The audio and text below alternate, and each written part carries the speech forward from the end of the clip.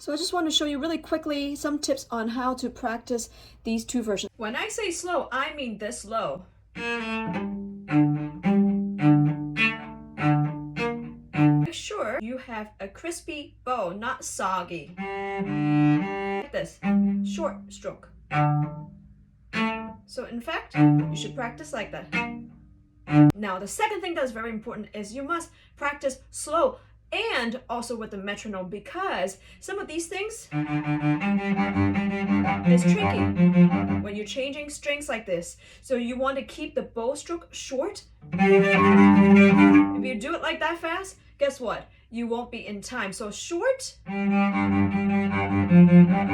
Keep the distance close to each other between strings so that when you do play it fast, then it sounds clean, like this.